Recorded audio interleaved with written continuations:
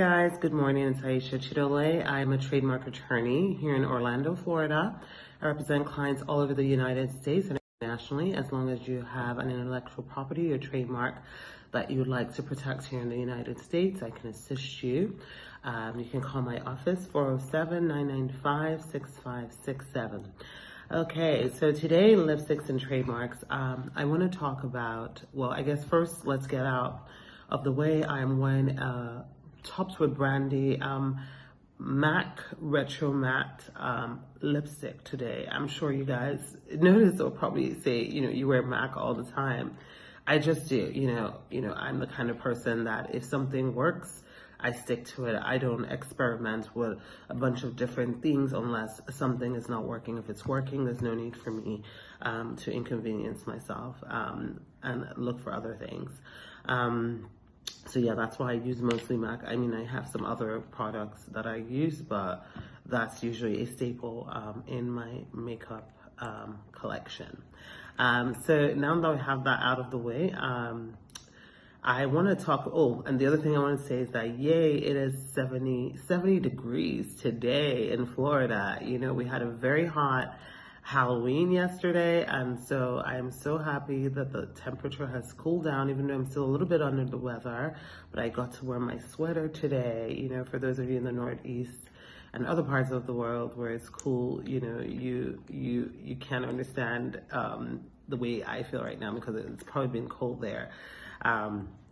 Okay, now that's out of the way. So in trademarks today, I want to talk about, I've been talking a lot recently about celebrities and, them trademarking either a slogan or something, a phrase they've come up with, or trademarking their children's name or whatever. So today I just want to talk about why celebrities trademark their children's names and why, or if you as a parent who's not a celebrity should be trademarking your child's name. So, one of the reasons, well, first of all, we live in a very celebrity-obsessed society. So, people are obsessed with popular culture and what's trendy and what's going on, who's the latest celebrity, overnight successes.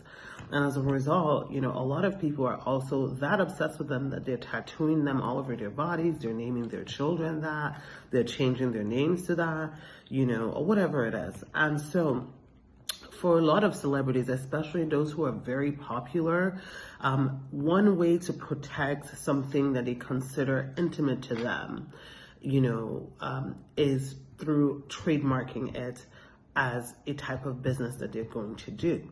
So, you see the Kardashians who have basically a conglomerate or empire of, different talented or, well, some people can argue that, but, they are talented in whatever it is that they do, of people who basically have earned billions of dollars in different brands that are theirs and, have a series of children basically coming up to take over those names. And as you probably note that they've all given them all these unique names. The reason why a lot of them will trademark is because they don't want people to profit off of their children. The same reason why Beyonce tried to trademark Blue Ivy and also tried to trademark Rumi, I think, and I don't remember her other child's name. She's not been successful with Blue Ivy, but it's the same reason, because they don't want people going to profit off of their children's name. But the question is, can they just go and just say, well, I'm just going to trademark my child's name. I'm going to trademark my child's name. No, you can't just go trademarking your child's name. So trademark means, and I've said this several times, means that you're trademarking something because you intend to use it as a business in interstate commerce. And so even though they go and trademark their children's name, they need to create a category or a class of what they're trademarking.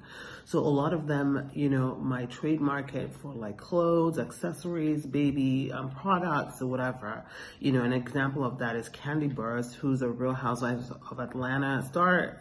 She used to be on Escape, the music group. Her son Ace, he's got like a baby line where they make plates, teething products, and all of that good stuff. So she's trademarked that. So, before a celebrity can actually get an approved trademark, One of the things that they need to keep in mind is that they have to file an intent to use. So like if they just gave birth to their child and they go put in the application, usually it's an intent to use trademark. And what that means is that you intend to use the trademark.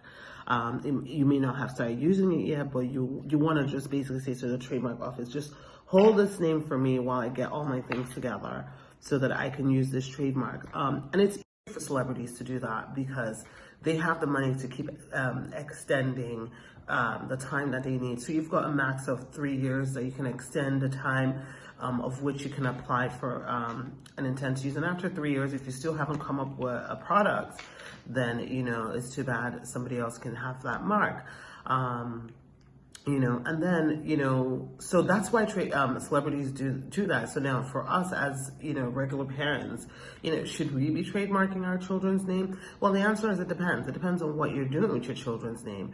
If you've got a child that is a child celebrity or a child that is creating products, such as like candy bursts. But imagine if your child, there's so many kids these days you see on social media that, created some sort of like, tool or, random t-shirts or whatever it is. In those cases, yeah, it's a good idea to trademark whatever their name is. If the name of their business or the mark they're using is the name of their child. Or you have situations where we as parents want to use our children's names for our business. You think about Dave Thomas, who owned Wendy's. Wendy's is the name of his third child. So, in that case, he would have been trademarking Wendy's because that's the name of his child. The same thing if you have a child named, Jack and Jill, or I don't know, Jane Austen. I'm just making up random names. And you plan to create your own business clothing line called Jane Austen, you of course want to trademark that. So in those instances, definitely it's good to trademark that, and of course, the caveat I said, most people do not necessarily have the same resources as celebrities have. So, don't go around saying, okay, I'm going to just put an intent to use application and I'm going to figure out what I want to do, because there's nothing worse than putting in an application without a plan, essentially. You put an intent to use application, but you don't have a plan to actually ever start a business. And then you end up just paying and paying and paying. And when the timeline comes, there's nothing you can do about it because, you never created a business, but because you just wanted to try and trademark your child's name. So yeah, that's why a lot of celebrities trademark their children's name, especially when they go through the pains of trying to come up with unique names for them that nobody else has. I hope you found this video helpful. As always, I would love for you to like and share the video.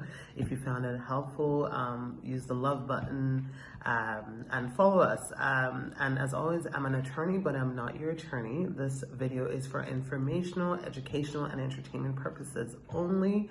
I hope you have a wonderful November. Today is November 1st.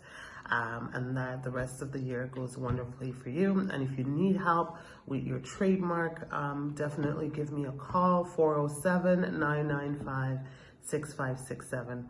All right, talk to you soon. Bye-bye.